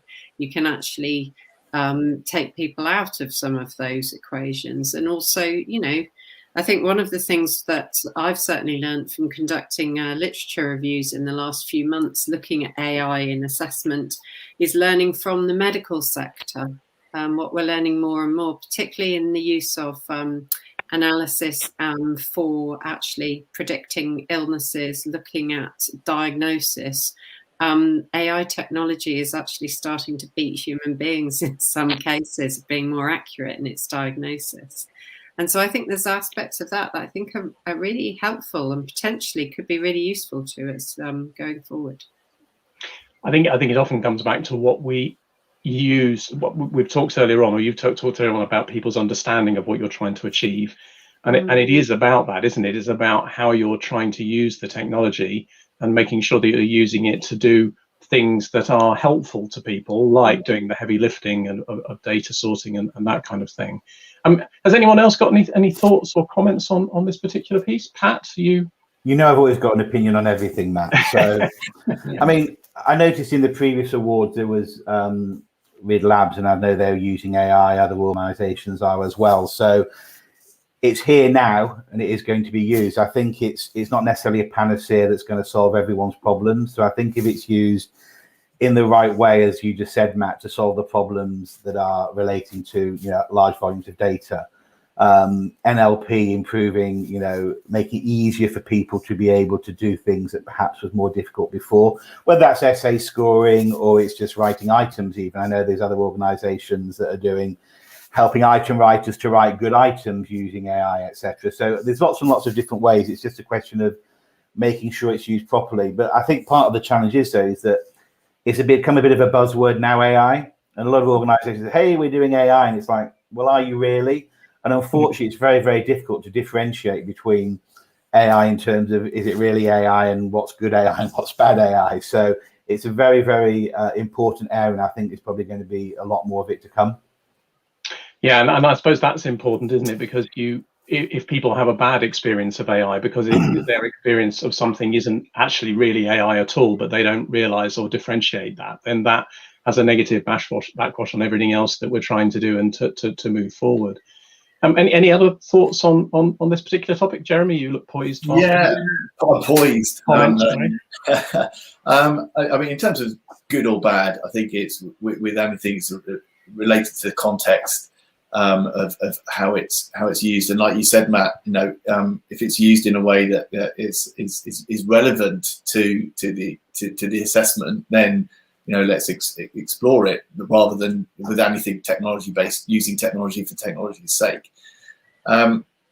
Just on Mary's point, in sort of medical, in the medical field, we've actually been doing a bit of work in medical assessment using AI. And this is, again, obviously everything you do with assessment, you're looking at validity, reliability, but also authenticity, and using AI language, to make an assessment more authentic, i.e. conversing with a virtual patient, for example, and using AI to ensure that is an authentic conversation that's had, rather than a staged actor who will only give you a range of kind of like responses as they've been done via a script. That has huge potential in medical assessment for looking at how medical students they're improving and their clinical reasoning skills, for example, and how they interact with patients to do that. And all of that, if it's done within an assessment context, the data that is captured as a result of that provides huge potential to analyze and look to a really granular level about how students are learning and applying that learning when they're actually doing the really important bit, which is talking to a patient. And so that I think, like Pat says, AI is here. It's not going away. People think that AI is like Netflix, where it will just serve you up the next program based on something that you've watched before. And I think actually a lot of I suspect a lot of what we'll talk about this afternoon we'll trace it back to something that Mary said in her keynote, which is about literacy. So again, if you're looking at the use of any form of new technology or new buzzword or what have you, it's going to be directly correlated back to literacy about what that is, why it's there, and what job it's doing. No, that's a very good point. And of course, one of the areas where there's always skepticism, I think anyway, Mark's skepticism around the use of innovation in the way we apply technology and assessment is national tests. And Helen, I know ACER have got lots of experience of delivering national tests at scale, both in Australia and here in the UK. Have you got a view on this and how national tests might adopt and embrace this whole, whether it's AI or just technology in general, a bit more openly? Okay, if I take the Scottish National Assessments that Desmond referred to earlier as an example, we've got an adaptive assessment model there. So we're still talking questions that are the sorts of things that you might have seen in a paper-based test, but now you're not getting a model where everyone's getting the same 30, say, questions, and you're getting information on questions that are way too easy for some learners or way too difficult for others. It's possible to personalise the questions that each learner sees to better suit what they're getting right or wrong initially. So you get far more information positioned about exactly where the learner is in their understanding. And going back a couple of years when the assessments were first been introduced in Scotland, I was at a session talking to P1 teachers, so teachers of 4 and 5-year-old children, around how the assessment model worked. And I could see a sort of light bulb moment for one of the teachers when I was talking about the fact that for the most able children, this might be a bit of an unfamiliar experience because they wouldn't necessarily get all the questions right. And if the model's set up correctly, we wouldn't expect them to. And that's really useful information for the teacher because they're finding out exactly how far that child can go in their learning. And therefore, for every child, wherever they are in their education and learning journey, the teacher has information that they can use to target their future teaching. And that is something that I don't think is commonly understood at the moment, that it feels like children are suddenly doing badly if they don't get everything right the whole time. So I guess quite a simple example compared to what we have been talking about, or some of the other panelists have been talking about in terms of AI, but I think the same principles apply in terms of really needing to communicate what it is that we're setting out to achieve in terms of how we're scoring whatever assessment it might be, and what success might look like, or what the information might look like that's coming out at the other end, and how we use it.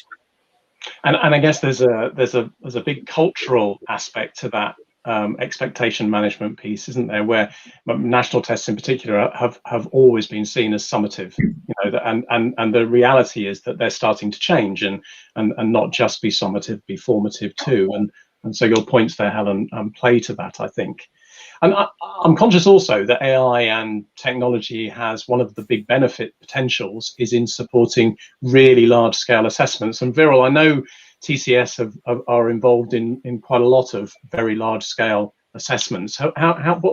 What's your view on the use of AI and the stakeholders that you're engaging with? What are their views on benefits and challenges of embracing more of this?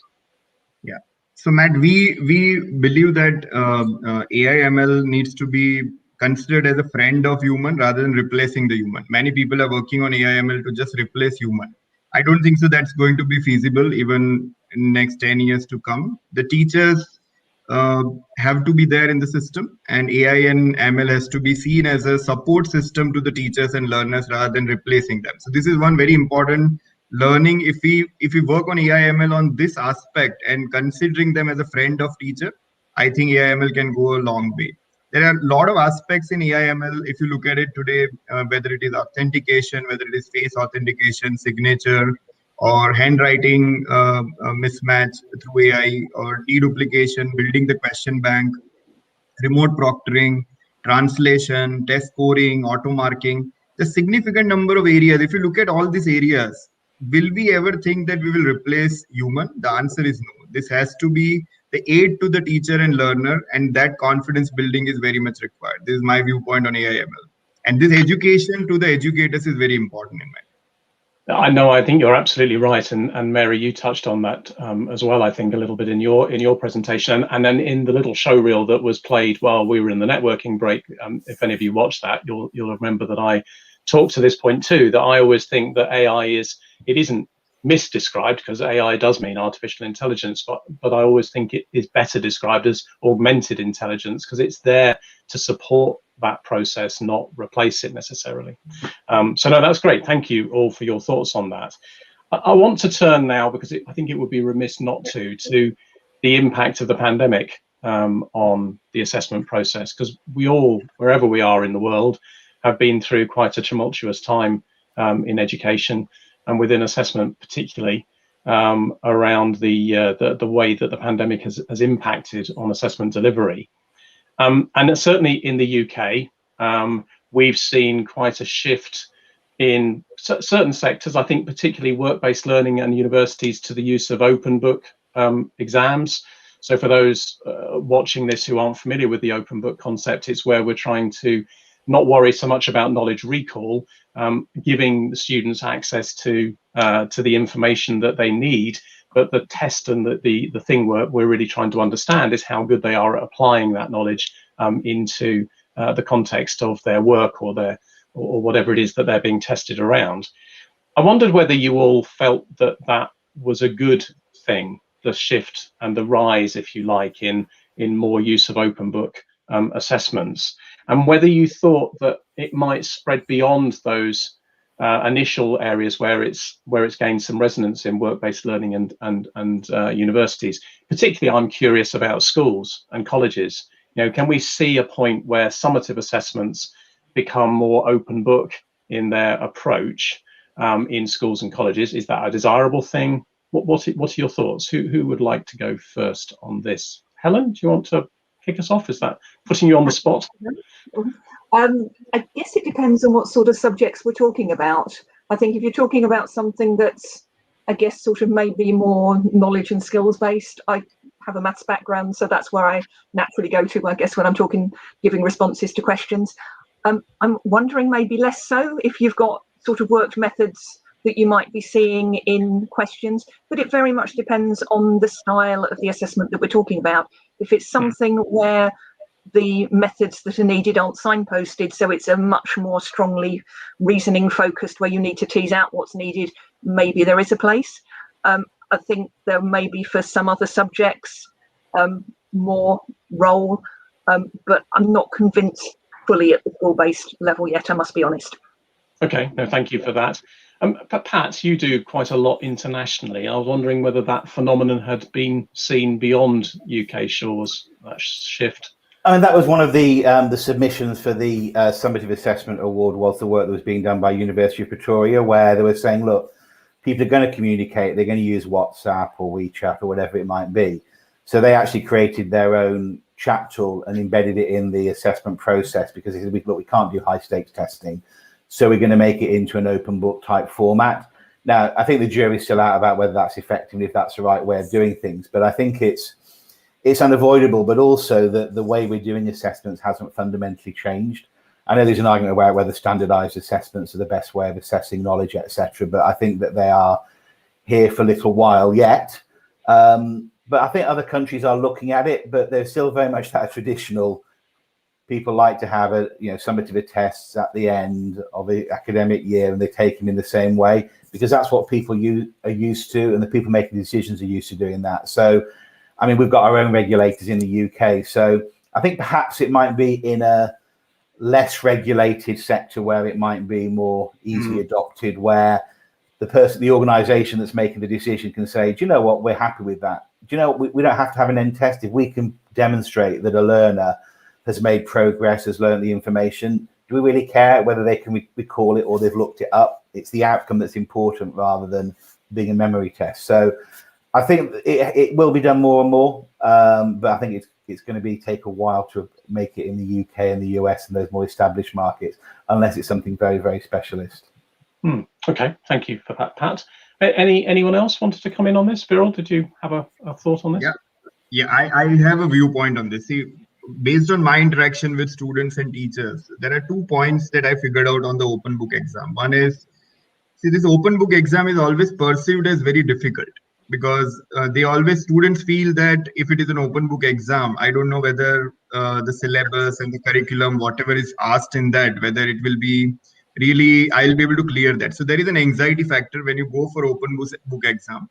From the examination body perspective, you believe that you are making it more open and transparent process. But if you look at from the student perspective, they feel a bit more anxiety that it must be a difficult paper, right? And I'll not be able to clear, I'll not be able to score more, etc. Second is from the teacher's perspective, if you look at it, when you go for open book exam, each and every teacher always would like to see the great results of their student, right? So there is a bit of nervousness at that level also, saying that if it is an open book exam and if my students do not do well, my institute will have a negative impression on me, right? So there are 2 different aspects from the teacher and student perspective. But I would say that if really open book exam needs to be a culture, it has to start from very beginning. It cannot be just a one-off exam becoming an open book exam. It has to be the whole education system or process has to follow that way, in my view. And more than the open book exam, I believe summative structure of the exam needs to go more towards hands-on assessment or skilling test, etc., rather than just a theory test. This is my viewpoint. Great, thank you for that. I think you're right about the cultural shift. and also needing to start early. And Mary, I suppose that resonates back to teacher training again, doesn't it? It's about trying to help set expectations, because this is, you know, open book could be argued, it is a completely different way of assessing things, and we have to get people ready for that, right? Yes, we do. And in teacher education. Sorry. It'll be the one thing everyone will take away. Yes. No, you're absolutely right. It's about, I have this kind of theory of maybe little and often presenting these ideas, but it's also stopping this narrative in assessment of it's one thing or it's the other thing. It's about saying it can be a lot of different things, and we don't have to throw out all exams if we're going to bring in open book exams. We continue to develop and refine and adapt our system. I think what I struggle with most at the moment is we seem to be stuck in somewhere around about 1860 in terms of how we actually assess how students learn in this country in particular. And then that is a real problem when they come to university, because they're shocked then when people like me say, well, you know, I'm not worried about how you present this thing. What I want to see is the argument you construct, and you've got up to 2,000 words to do that. And I see, even at master's level, students absolutely wrestling and horrified at having to make decisions about what their assessment looks like, which is a shame. Yeah. Well, and that plays back to your point earlier about the difference between what students need and what students want, isn't it? Absolutely, and, yeah. You know, they want to be handheld, but actually they need to be be independent if they're going to succeed once they get beyond formal education. So that's really interesting. Jeremy, I mean, I'm struck by the fact that we've talked, you know, there about how assessment is used as a tool, and open book is an example of that. You must have seen lots of examples where there's been innovative use of assessment approaches, technology-wise or otherwise, I suppose. Has anything really struck you in that, and any particular sector that you think is being particularly innovative in its use of supporting summative or formative assessment through slightly different approaches? As a result of the pandemic? Yeah. Yeah, I mean, in terms of like the open book example that you've given, Matt, we definitely saw that last year. We did a piece of research with UK universities towards the end of summer last year, when they were, you know, obviously they've just completed their round of kind of assessments of students, and you know, all of the decisions that, you know, those universities had taken were very interesting to see. Not only in terms of the type of assessment that they used, and to Mary's point, they'd used a variety of methods of assessment within that, but some of which were open book, but all were using technology. And there was a very strong feeling as a result of that they wouldn't go backwards. And that's not my terminology. That was terminology that was coming from universities. And they wouldn't be taking a backward step to where they had been previously, although they'd been forced due to circumstance down this road. It had accelerated plans that they had been making, or were slightly worried about making, but in the end had to kind of make the plunge. So yes, I think we've seen quite a lot of different approaches, and but I think to Patrick's point, where we'll see that kind of like embed and pick up and continue is in those less regulated environments. Sad to say, I think, you know, it's I think it was Mary Mary, one of the delegates, had posed the question about this: is this an opportunity for schools? Well, yes, we could very much see it as an opportunity for schools, but you know, the barriers to adoption in that general qualifications kind of arena are pretty large. And you know, I think that and Mary saying, you know, we're stuck in 1860. You know, you know, it's going to be difficult to move beyond that, even despite obviously everything that we've experienced in the last 12 months. There's an interesting comment actually in the chat, not really a formal question, but talking about how open book might be a really good way of approaching IT-based subjects, so like Java coding and that kind of stuff, where you want to see practical application of the knowledge that they have. But then they also point to, you know, why not then, if that works there, why not extend that into universities, or even the comment goes on T-levels. You know, so T-levels, brand new suite of, well, relatively brand new suite of assessments on a national level here in the UK. Assessment done the way it's always been done. You know, why not? And I'm not suggesting we delve into that now, because we could be here for a few hours. I've definitely, you know, to your point, seen examples of that, you know, in terms of coding and also within accountancy as well. With you know, actual use of applications, but you know, kind of enveloped within an assessment framework, technology framework that allows the candidates to express and do what they would normally be doing, and have that captured as part of their assessment. So I'm a little conscious of time, because it's been great chatting, and we've got just under 10 minutes left. So I'm just thinking about there's a view here. We obviously the theme of the event is around formative and summative, and there is I think an increasing view, and it'd be interesting to hear your comments on this, that there's a blurring starting to happen between formative and summative, and what I mean by that is that formative assessments are being used as an integral part in some areas to feed into the summative awards. So it's not just about turning up and doing really well in that hot exam hall that Mary was talking about earlier on. It's also about the journey to that point, and that there's some more and more relevance being paid to formative assessment. I'm particularly interested in, if we acknowledge that that's a thing, feedback has always been a very important part of formative assessment. So the giving the student back some pointers on how they can improve their work based on that formative assessment, or that intervention, learning intervention is another way of putting it, that's taken place. What do you think about the role of feedback in summative assessment? I know, you know, again, Mary, we could talk about students' perception and the valuing of the grade rather than the feedback that they get, and perhaps we might start there. If we started to put more emphasis on constructive feedback to help the student as part of the summative assessment experience, how do you think students would react to that? I think it would. I think some students would love it. I think the reality is, when you look right across all phases of education with regard to feedback, once you've done a summative assessment and the student has the grade, the chances of them looking at the feedback are really slim.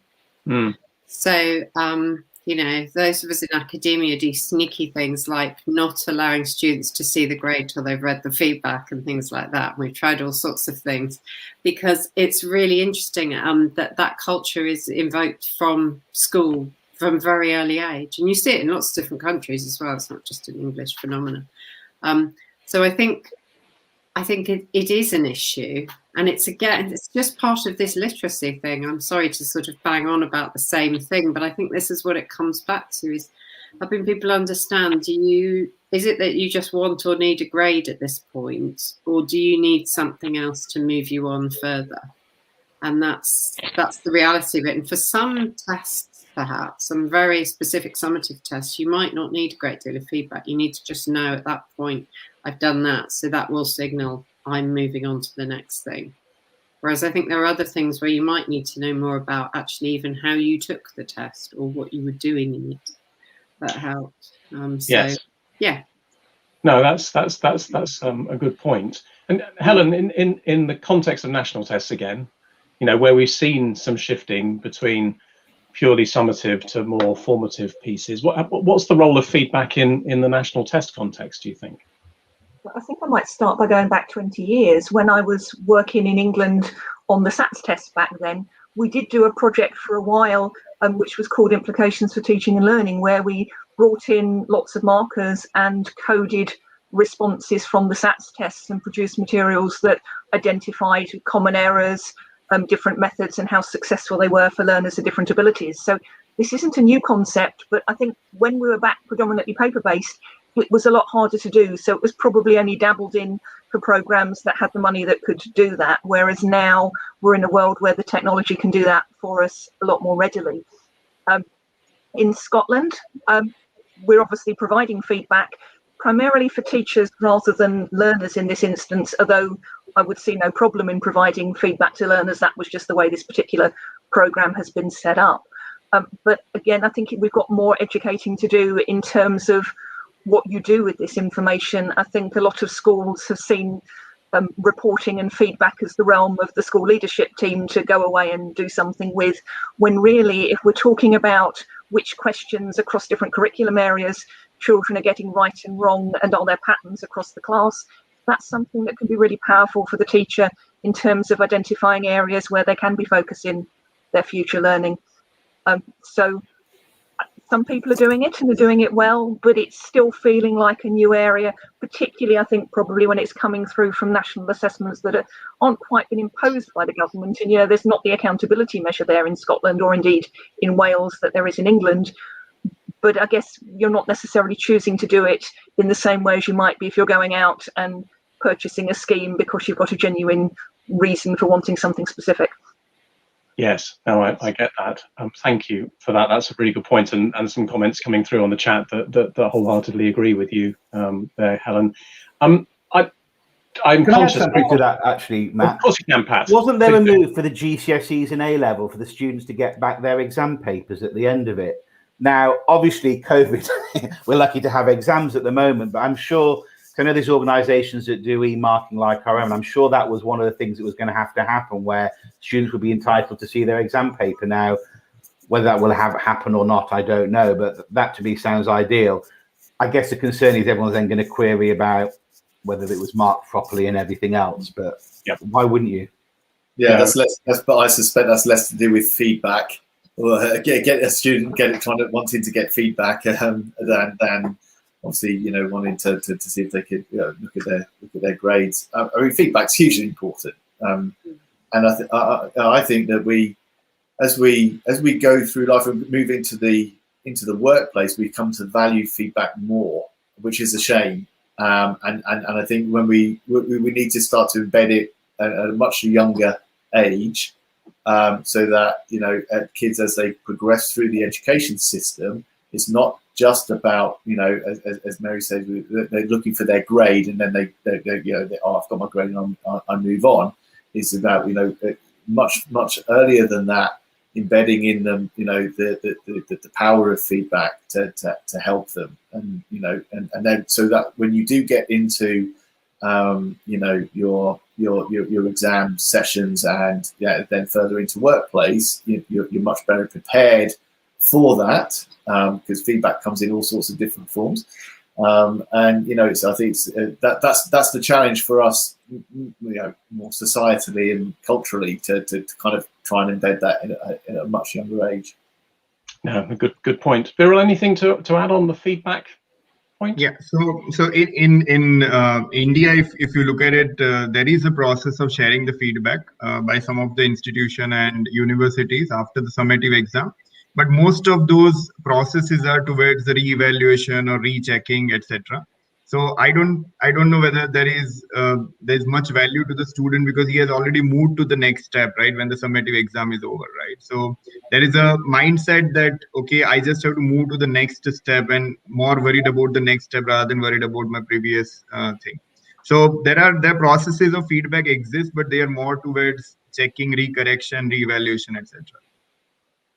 Great, thank you for that. Well, I'm conscious that we are really basically out of time, and as I think I mentioned to some of you separately before the event, I was going to ask you to start looking at making predictions of what you thought might happen with assessment in the next 5 years, as Ken Boston famously did from the QCA back in 2004. I'm going to let you off that, so you don't have to worry about doing that. But what I would like you to do instead is just in 30 seconds, what are your predictions for how the impact of COVID will stay with us? You know, will they stay with us?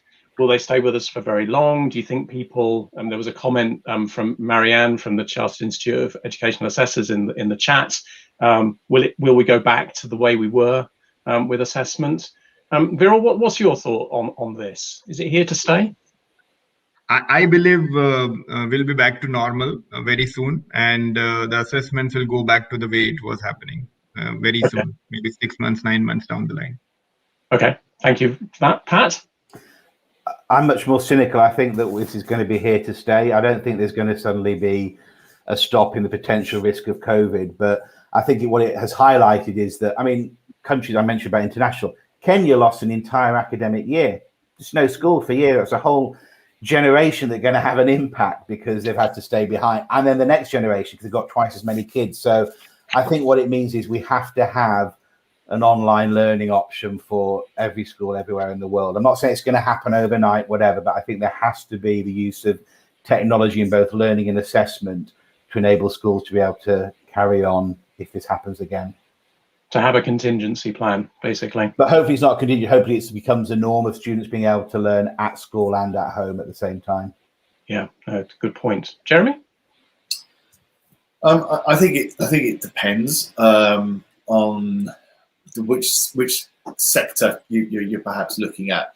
So I think some of the changes that we've seen will certainly be here to stay, but more so in certain sectors than others. Again, to be without wishing to be pessimistic about the general qualifications environment, I can see that being the one that reverts.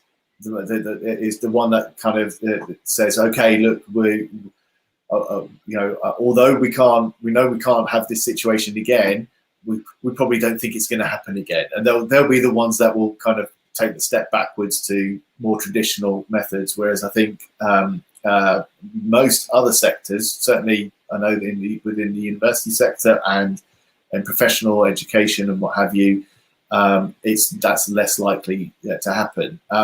And general qualifications will eventually take more steps because they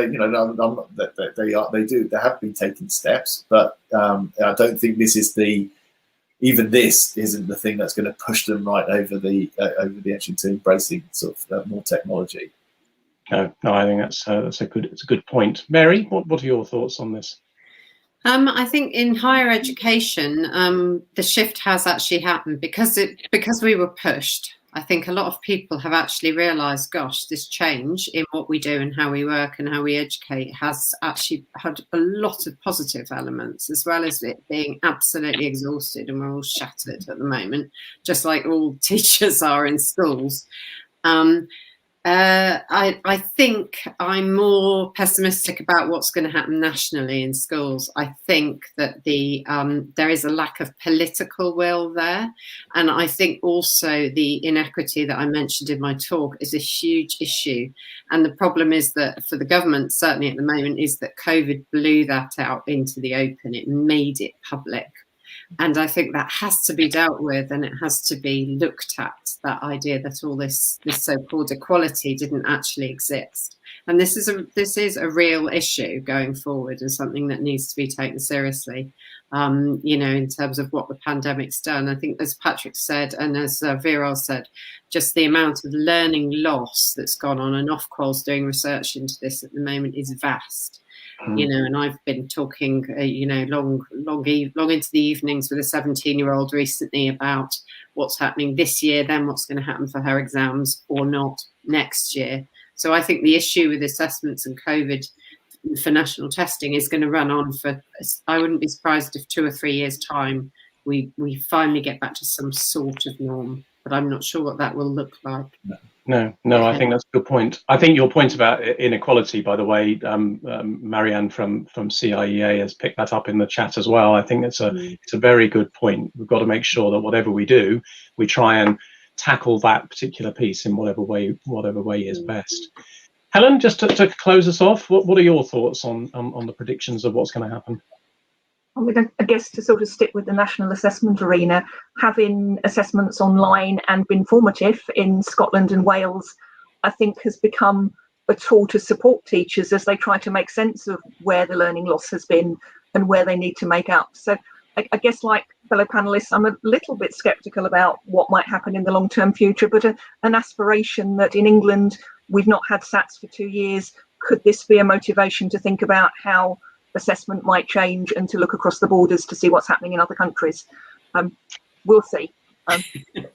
I think that just to pick up on that final point, looking beyond our own shores, I think is something that all countries around the world can do better. And I know the UK is particularly guilty of that. We're starting to, and there's definitely some really good work going on around that. But that is one of the biggest challenges. Listen, thank you very much for joining us for this panel discussion. That's been tremendously interesting. I've really enjoyed it. I hope everyone who's watching has enjoyed that. And thank you very much for your contributions. Unfortunately, we have to bring it to a close there. But thank you again, and very much enjoyed chatting to you all. Thank you. Thank you very much.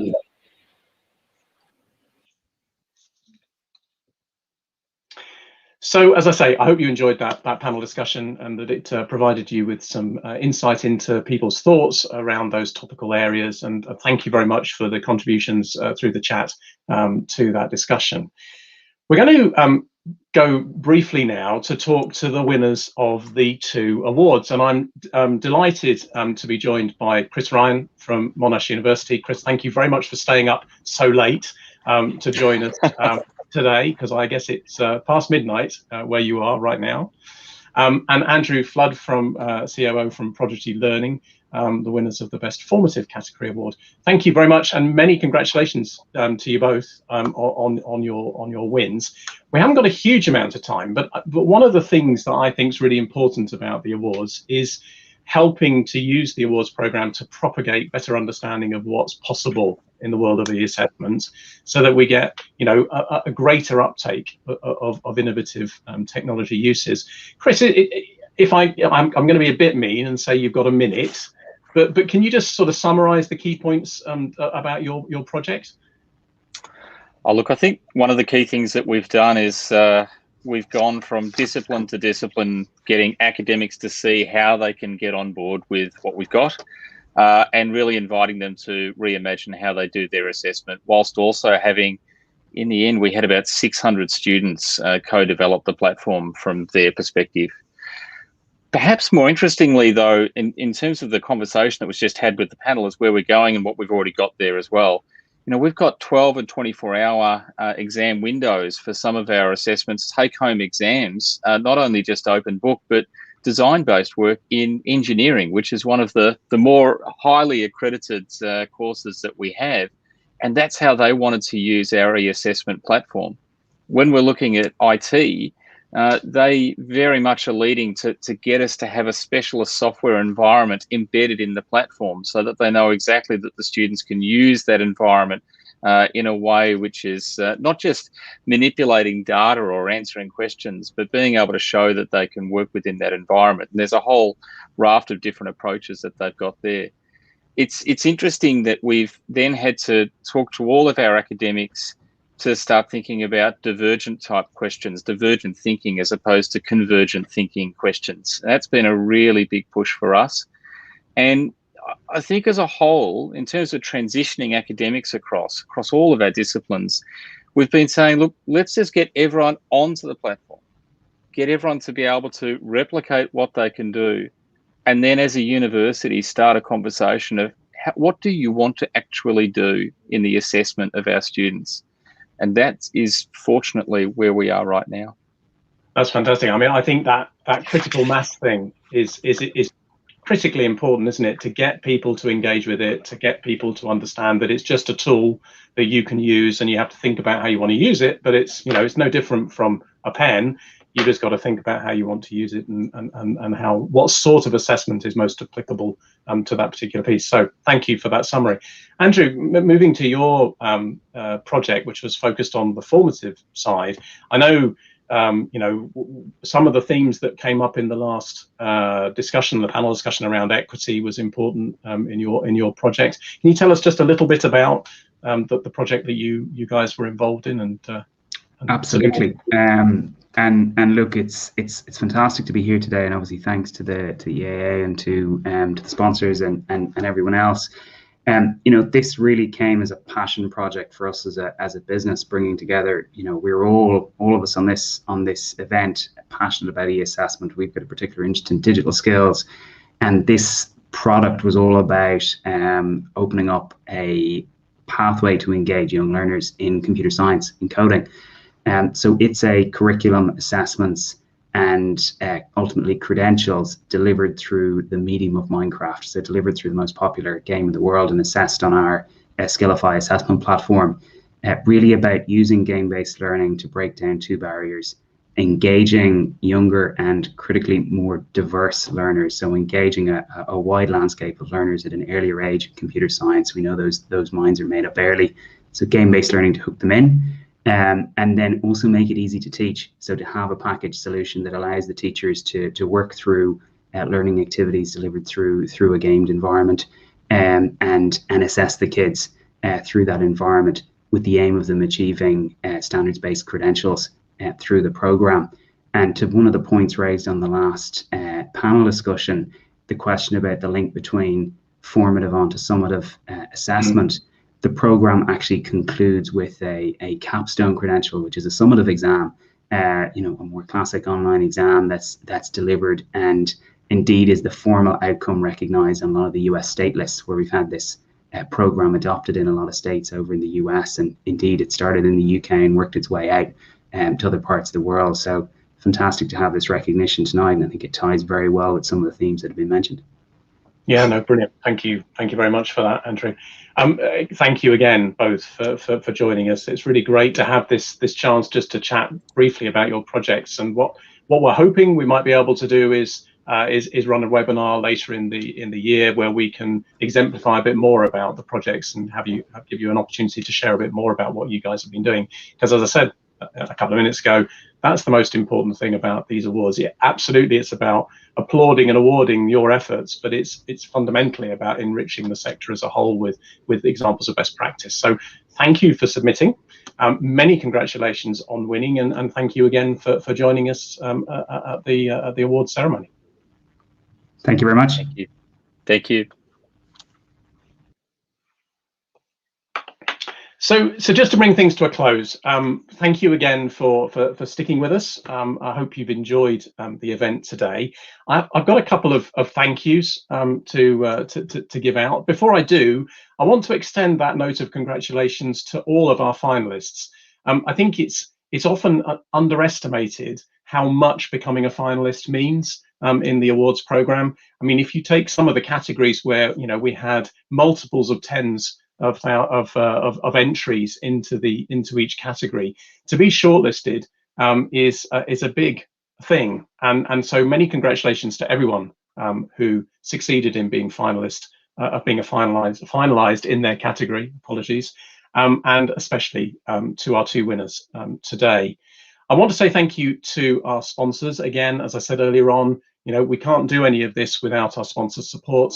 So PSI, who are our headline sponsor for the conference and awards this year, ACER for their support with the Formative Project Award, and TCS ION for their support with the Summative Award category.